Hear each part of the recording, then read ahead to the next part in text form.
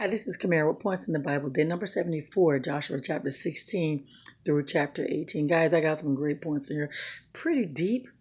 To me, they're deep. For example, God will bless us.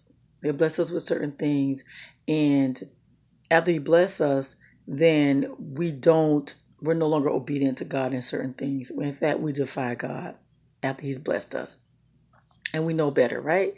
But we start to get too involved in what He's blessed us with. Another point is sometimes we have to speak up. We expect for the leaders to gravitate to us or to remind us what God has done for us, as if they know what God put in our heart to do, right? Sometimes we have to speak up, and you'll see in a case in this read as well. And another point, though there are obstacles out there and they look like they might be mighty and strong obstacles, they are a non-factor when God is with you because God is bigger than any obstacle. Okay? Just be bold and, do what you got to do with faith, knowing who's with you. You have to remind yourself who's with you. He's bigger than all obstacles. If He's with you, everything else is a non-factor. Procrastination, that's another point, guys. How long will it be before, or you wait before you take what God has for you? How long will you wait? It's all up to you. How long will you wait before you take what God has for you? Those are some of the things I got in today's read today, guys. Let's start with, remember, Joshua is to give every tribe their allotment, their inheritance. So now Joseph his people are getting their inheritance. And Joseph, he gets two allotments, two portions. Remember back in the day when Joseph was second in command in Egypt, and he called his family and he decided to take care of them. With his father, close to his father's death, he said, I'm giving you a double portion of what God is blessing us with. Your brother's getting one, you're getting two. And he pretty much adopted Manasseh and Ephraim, who were Joseph's kids, as his own. So that's where Joseph's allotment come in, through his sons Manasseh and Ephraim. They get their allotment. That's Joseph's allotment, his double portion. And so get this. I love the fact that, before we even go there where I was about to go, one of the things that God told the children of Israel was to get rid of the inhabitants. They did not. They did not get rid of all of the inhabitants. God says they are going to be a thorn in your side. Get rid of them. They did not. Yeah. There are things that God blessed us with, like He blessed them with their land, and they failed to do what they're supposed to do completely. Let's say God blessed us with a good partner, a good, boyfriend, a good girlfriend. And we're so thankful that God brought this person in our lives. But guess what we do? We fornicate. We don't save ourselves until after marriage. Or God blessed us financially, right?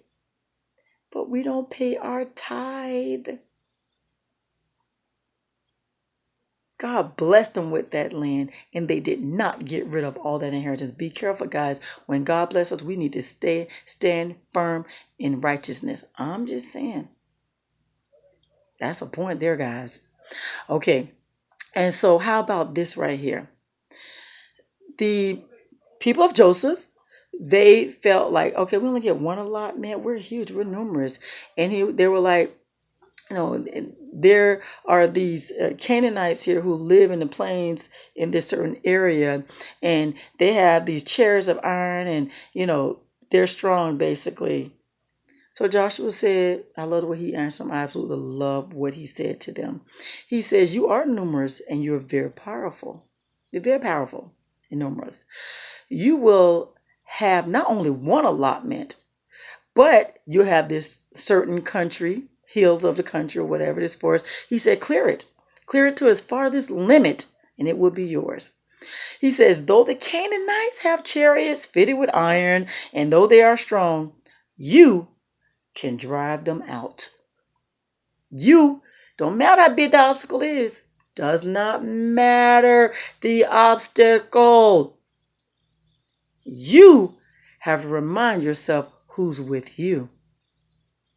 Remember what God promised you with. You have to put forth the boldness, the work, and the faith. As long as you know that God is with you, you got this. Doesn't matter. Look at, yesterday, the previous read, you had Caleb. Caleb was 85 years old in that same land that caused the children of Israel about 45 years before that to be fearful to take because of those Anacs. You know what Caleb said? Caleb said, I'm 85 years old.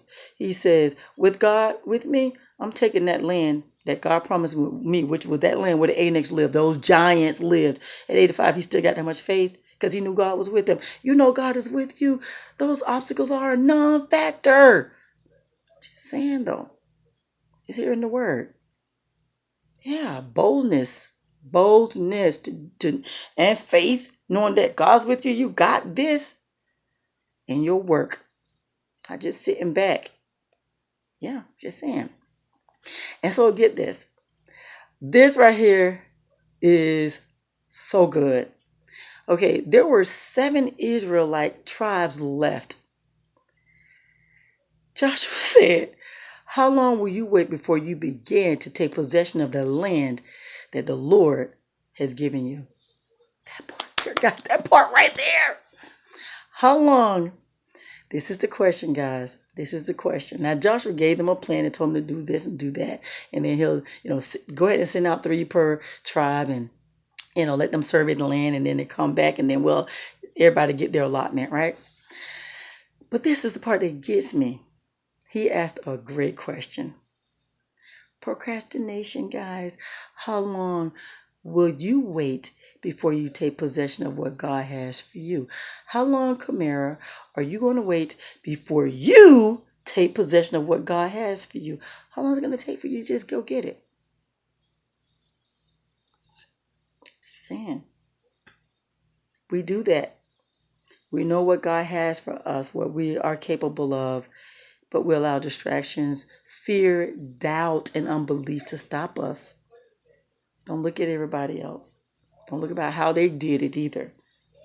You be the first to do whatever needs to be done.